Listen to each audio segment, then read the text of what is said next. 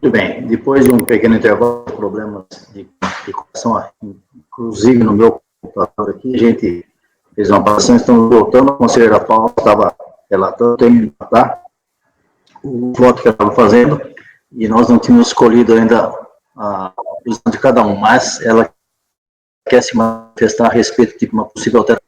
Nem é uma ação, é só para dizer que, como o contribuinte dizendo que não praticou o crime de descaminho, né? Só aqui no item 3, no ponto 13, ademais nós temos o artigo 334 do Código Penal, crime de descaminho praticado no exercício de atividade comercial, tá? Que estava um erro aí. Se consuma quanto pela venda, exposição à venda ou manutenção em né? É o saldo de mercadoria aqui. Então, não restou da prática do crime de descaminho, portanto, faz-se necessária a exclusão do Simples Nacional nos termos da legislação vigente, e por isso eu voto por negar provimento ao recurso voluntário. Perfeito. Bom, então, se não há necessidade de debates mais, podemos ir aos votos. Conselheiro Marco Rogério. Presidente, não há o que discutir pela posição da relatora, acompanhe o voto. Pagano. Acompanho também. Evandro. Acompanhe a relatora. Conselheira Júnior. Acompanho. Conselheiro Wilson. Acompanhe a relatora, presidente. Conselheiro Luciano. Relatora, foi relatora. Tá. Só confirmando, Paula, Simples Nacional, né? Exato. Ok.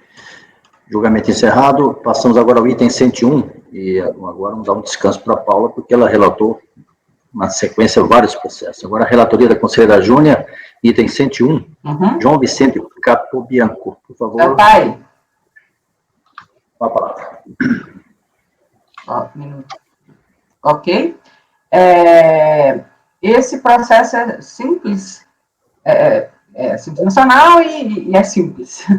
Tá? É falta de recolhimento, né, dos débitos, exclusão por débitos não em aberto e sem exigibilidade suspensa. Na impugnação, né, que foi a manifestação de inconformidade, ele alegou que tinha que ter recebido o auto de infração, que tinha que ter sido lavrado o auto de infração da obrigação principal e que isso não teria feito. A decisão, no entanto, demonstrou que ele tinha, sim, que o auto de infração tinha sido lavrado. Em fase de recurso, ele muda a alegação e ele alega, portanto, que o artigo 17, inciso 5, só se aplicaria como uma vedação, a existência de débito, só seria uma hipótese de vedação à inclusão no simples e não uma hipótese que justificaria a exclusão. Basicamente, foi essa a alegação dele. Eu já até fiz um voto nesse sentido.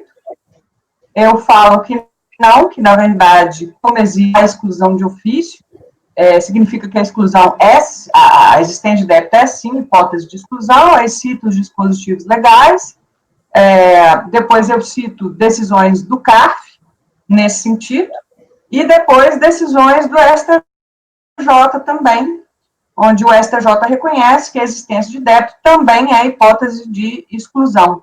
E, em razão desses fundamentos, eu nego o provimento ao recurso. Proposta da relatora negar provimento. Mesma matéria, o Marco Rogério votando. Presidente, eu leio aqui o voto da relatora, não tenho o que contestar, muito bom. Acompanho. Pagano. Acompanho, presidente. Evandro.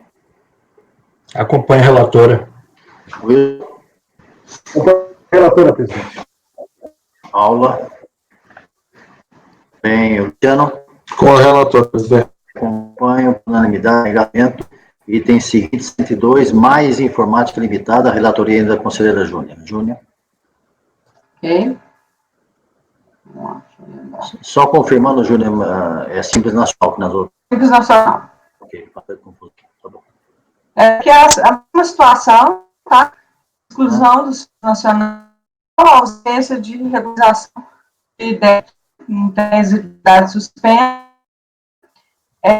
Basta a recorrente, já desde a impugnação, que, na verdade, ocorreu essa questão de falta de recolhimento, porque o contador dela não tinha feito o recolhimento. Então, na verdade, basicamente o que ela está dizendo é que foi imputado a ela que ela não tem, não deveria ser responsabilizada, por isso que quem deixou de recolher foi o contador, tá? E teria havido furto e etc. A decisão recorrida, que na verdade ela é responsabilidade, seria uma questão de culpa in eligendo, né? E que, portanto, isso mantém.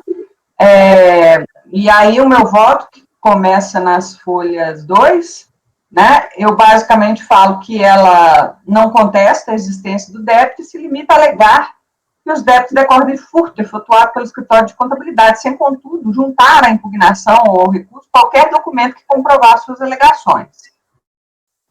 Aí eu transcrevo a decisão recorrida, que fala que, de qualquer maneira, ela teria responsabilidade, porque seria uma culpa in eligendo, e eu ressalto que, na verdade, não precisaria nem mesmo da culpa in eligendo, porque, pelo artigo 136 do CPM, a responsabilidade por infração é objetiva. E aí, nesses termos, eu nego provimento. Bom, situação várias hoje, né? Praticamente semelhante. Se ninguém tem nenhuma manifestação específica, eu vou colher os votos. Vamos lá, Marco. Pagano. Com a relatora. Conselheiro Evandro. Acompanhe a relatora. Conselheiro Wilson. Acompanhe a relatora, presidente. Paula. Da mesma forma com a relatora. Conselheiro Luciano. Com a relatora. Perfeito. Item julgamento encerrado, também acompanha por unanimidade. Negado o provimento. Item 103 da pauta, ainda com a Júnia, AJ da Silva e Andrade Limitada. Por favor, Júnia. Tá, esse aqui eu já vou avisar, porque ele é cheio de detalhes, tá? Eu vou para o voto, mas, inclusive, para quem quiser acompanhar e ir olhando o processo, é até bem confuso esse processo. Vamos lá para o voto nas folhas 2. Conforme se verifica pela documentação juntada aos autos, o recorrente optou em 1/7 de 2007, que ficou um aqui, pelo SIS Nacional. Em 3/9 de 2014, foi a intimada do ADE tal, no qual constava a informação de que a de regularização de todos os débitos no prazo de 30 dias implicaria o cancelamento da exclusão. Diante desse fato, a recorrente promoveu, em 22/9 de 2014, portanto, dentro do prazo de 30 dias, o recolhimento dos débitos em aberto, conforme se verifica pelas guias de arrecadação, constante as folhas 13 e 16. Com efeito, a somatória do valor das guias, no valor total de 2.032,8, mais o encargo legal de 10% incidente em razão da inscrição em dívida ativa, dá um valor pouco acima do constante do ADE, que é 2.227,07. A decisão recorrida, no entanto, negou o provimento à manifestação de inconformidade apresentada pelo recorrente, por entender que essa não teria feito o pagamento do encargo legal devido por ocasião da inscrição do débito em dívida ativa e por entender que o contribuinte efetuou o recolhimento por meio da guia DAS, ao invés de utilizar-se que é a dívida ativa da União, para atuar o pagamento dos valores inscritos em dívida ativa. Confira-se, aspas. No caso, o exame dos comprovantes apresentados mostra que os pagamentos foram efetuados após a inscrição em dívida ativa da União, tal, sem os encargos legais devidos em face da inscrição. Ademais, conforme a orientação do Sistema de Atendimento da Receita Federal, o DAS não pode ser utilizado para quitar débito inscrito em DAO, o qual deve ser recolhido por meio de DAS-DAO a ser remetido pelo Portal Simples Nacional. Os pagamentos realizados indevidamente por meio de DAS podem ser objeto de restituição ou compensação.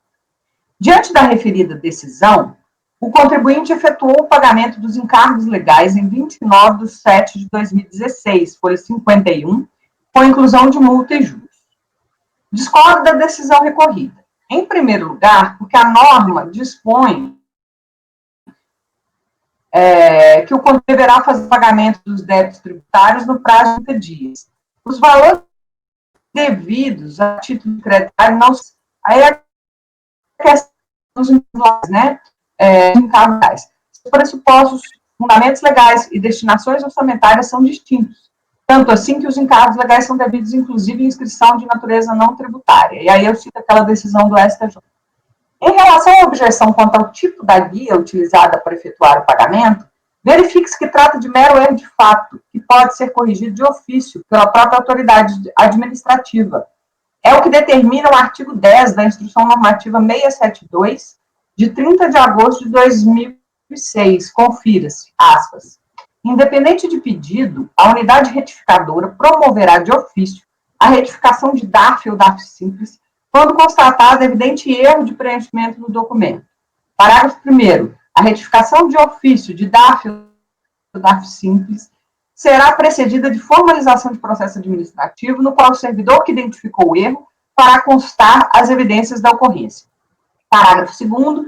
Será admitida a retificação de ofício de DARF ou DARF simples eletrônicos decorrentes de compensação tributária efetuada no Sistema Integrado de Administração Financeira, SIAF, por erros cometidos por ocasião da geração dos mesmos.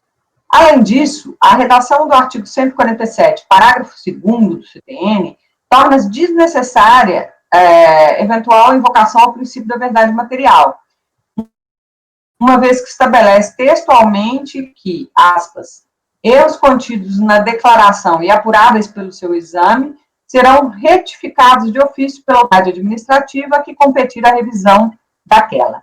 Em face do exposto, dou provimento ao recurso. Eu, na verdade, confundi, eu pensei que é um outro, tem um outro aí que vai estar cheio de detalhes. Mas esse aqui eu acho que envolve aquela discussão que nós já tivemos sobre a natureza jurídica do encargo, né? Então, independente do erro, porque são dois problemas. A questão que ele não recolheu encargo e a questão que ele recolheu em guia errada.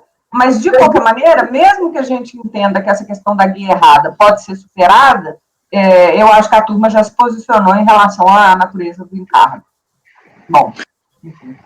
Proposta da relatora, dar provimento. Alguém quer se manifestar? Já discutimos também várias vezes. Marco. Presidente, então, assim, só para deixar claro, né, eu vou divergir, porque o recolhimento dos 30 dias foi 22 de nove de 2004, recolheu em guia errada, mas por consequência, a pena e a herência, passados 30 dias. Ela só tentou sanar isso lá 2 anos depois da decisão da RJ, a princípio. Então, nesse caso, eu diverjo e entendo que não cumpriu os requisitos das normas do comitê gestor. E nego provimento. Pagano. Do mesmo jeito que eu vou nos outros, né? Com divergência. Evandro. Eu vou acompanhar a divergência. Wilson. Como é que eu divergência, presidente? Só queria pontuar uma coisa aqui, que no voto, o relator está dizendo o artigo 10 da instrução IN 672 de 2006, mas isso diz respeito ao Simples Federal, né? Porque, tá. Vamos notar isso, hein? Porque naquela época lá eram tributos só da federal. Ok, obrigado. Isso é importante. Então, você acompanha a divergência? Conselheira Paula. Muito embora eu entenda e aceite também a convalidação, né, se ele tivesse só errado a guia, como não houve pagamento integral do débito com as fazendas públicas, eu vou acompanhar a divergência, fazendo essa ressalva que se fosse só o problema da guia, ia possível acompanhar. Quer dividir as conclusões? Tem o débito, eu não queria deixar essa ressalva aqui. Okay. Luciano? Eu acompanho a divergência, presidente. Me acompanha, então, por maioria de votos, negado o provimento, ele designado conselheiro Evandro, com a sua capacidade eloquente de fazer votos vencedores. De novo. Evandro, que fique registrado nos anais do CARF. Existe um ditado que diz assim, quando você quer dar alguma coisa para alguém fazer, dê para alguém que já faz bastante, porque esse vai fazer mais essa aí. Ok? Continuando. Presidente, o senhor não ofende os outros 6 conselheiros. Agora ele quer falar que ele quer pegar porque ele que faz muito. Exatamente. eu não quero fazer, não. Ciccone, eu senti que o Marco quer fazer esse, Ciccone. Ele reclamou agora, tá vendo só? Eu ficou chateado, cara. Ele vai fazer o próximo, pode deixar. Item 104, isoterme, isolamento térmico. Vamos para o voto. Qualquer coisa. Senhor propôs diligência, vamos que por que agora eu não estou lembrando. O exposto relatório trata-se de pedido de indeferimento. Então, isso é indeferimento. A exclusão. Ao sancionar a resistência com a Fazenda Nacional, a possibilidade de estar suspensa. Em sua defesa, alega recorrente que o apontado já teria sido pago antes mesmo da inscrição de dívida. A decisão unida por sua negou provimento à manifestação de inconformidade, adotando o despacho promovido pela SACAT, DRF Taubaté, no qual essa atesta a existência de débitos em aberto no processo de final 2014-11. Confira-se. Aspas. Pelas 86 daquele processo, há despacho que, pelas razões ali contidas, tomou o entendimento de que trata de revisão de débito escrito em dívida da União, referente a débitos do Simples Nacional, Código 3, por meio do pedido de revisão de débito inscrito, a solicitante informa que pagou os débitos antes da inscrição. Em consulta aos sistemas do Simples Nacional, verifica-se que os recolhimentos apresentados, folhas 19, decorrem dos PGDAS-D originais e abarcam os valores de 617, ISS 1.116,12 e Jacareí 5.813. Os débitos constantes na presente inscrição decorrem dos PGDAS retificadores, a ISS, Guaratinguetá e 512 ISS também Guaratinguetá. Tendo em vista que a solicitante não recolheu os DAS pertinentes aos PGDAS-D retificadores, propõe o encaminhamento dos autos à PSFN Taubaté, com a indicação de manutenção da cobrança de débitos constante na inscrição tal. Com base naquele documento, cuja cópia encontra-se as folhas 29 dos autos do presente processo, a SACAT, DRF Taubaté, reproduziu o juízo ali firmado. Nesses termos, voto por acompanhar aquele juízo, né, no procedente à manifestação. Em 18 de 4 de 2016, a DRJ, em Juiz de Fora, proferiu despacho de folhas 38, no qual determinou abaixo dos autos a unidade de origem, para que essa verificasse a regularização dos débitos alegados pela contribuinte. Confira-se. Aspas. Trata-se de contestação à exclusão do Simples Nacional. Embora a contribuinte tenha feito pedido de revisão de débitos inscritos em dívida ativa da União, relativamente à inscrição número tal, objeto da DE, do processo 2014-11, os autos estão órfãos de prova de que efetivamente houve o regular parcelamento.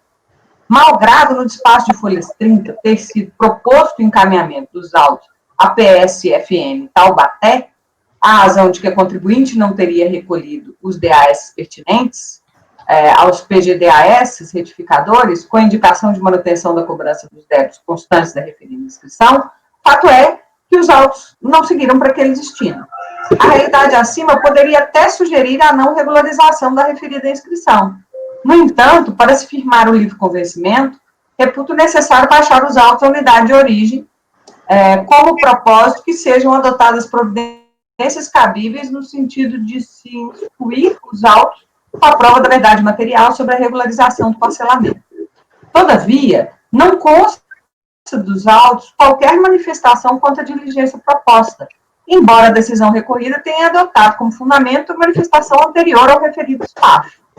Em fase recursal, a contribuinte reitera as alegações relativas ao pagamento e promove a juntada da certidão negativa de débito de folha 61, emitida em 18 de 12 de 2016, bem como a extinção da certidão de dívida de inscrição em dívida ativa efetuada em 16 de 6 de 2016 pela Procuradoria-Geral da Fazenda Nacional, folhas 62 e 64. No entanto, pela análise dos referidos documentos, não é possível identificar se o referido débito já estava dado ou com exigibilidade suspensa com a emissão do ato declaratório executivo, de folhas 16, uma vez que este foi emitido em setembro de 2014. Sendo assim, o processo não se encontra em julgamento, pelo qual conversa de diligência, a unidade de origem, informes, exclusão da inscrição em dívida ativa promovida pela Procuradoria da Fazenda Nacional, se deu em virtude de pagamento ou parcelamento, e se esses ocorreram antes ou até 3 dias após a emissão do ato declaratório executivo que promoveu a exclusão da recorrente do Simples Nacional, manifestando-se por meio de relatório conclusivo. Em seguida, intime o contribuinte para querendo se manifestar. A proposta da relatora é no sentido de converter em diligência pelos motivos expostos no voto que ela acabou de proferir. Em vez de desculpa, especificamente, tomar. O presidente eu também está acusa ali, faz uma remissão exata que a relatora precisa decidir, aí também eu não identifiquei qual foi a posição da relatora. Bruno? Qual é a relatora? Qual é a relatora? Wilson? Com a relatora, presidente. Paula? Com a relatora. Luciano? Com a relatora. Também com a relatora, então, convertido em diligência por unanimidade. Processo item 105, Júnior. JB Guimarães. É esse que é o complicado? Você sabe que eu não sei, assim, porque são tantos. Nada de complicado, não. Então vai, vamos em frente aí, senão a gente... Complicado é porque os processos são muito tranquilos, né? Então, depois faz um outro mais para frente. Tudo bem, vai nesse mesmo item 105. vamos lá. Esse é super simples. Agora eu lembrei. Basicamente, tá? Já podemos ir para o voto. Sim. É alegação só de direito. Ele alega questões que são constitucionais, tá? Fundamentalmente fala da questão da irretroatividade, que ele não poderia ter efeitos, né? E aí eu cito a súmula CARF número 2, e, além de tudo, eu coloco que as únicas exceções seriam aquelas do artigo, aí está 64, mas 62A do RICARF, que não acontecem aqui nessa hipótese, e, muito pelo contrário, que o recurso especial 1124.507 do STJ, que foi submetido aos recursos repetitivos, conclui que, na verdade, o ato tem natureza declaratória, o ato de exclusão, e que, portanto, já que a natureza é declaratória, ele iria retroagir. E aí, em face disso, eu nego o provimento.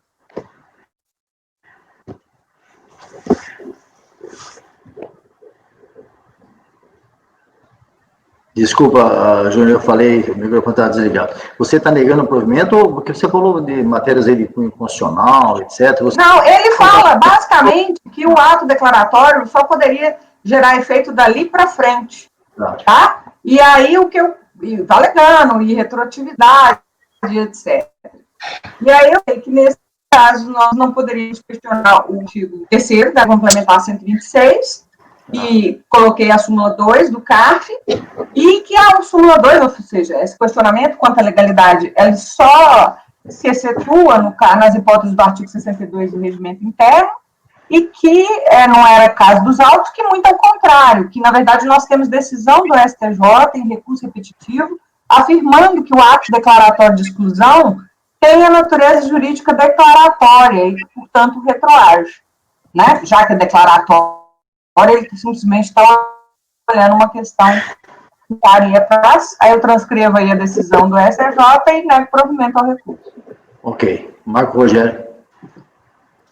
Presidente, eu olhei o processo inteiro, de acordo com a relatora, e acompanho o voto dela. Adriano. Também acompanho. Evandro. Acompanha a relatora. Cefilson. Acompanho a relatora. Está sendo. Também acompanho. Luciano. Também acompanha, então, por unanimidade de votos, não conhecer de matéria de cunho constitucional e, no meio, negar provimento do recurso voluntário em matéria de exclusão do Simples Nacional. Eu vou ter que dar um intervalinho de 5 minutos, que eu tenho que fazer um acerto aqui no meu computador, que está dando problema de novo.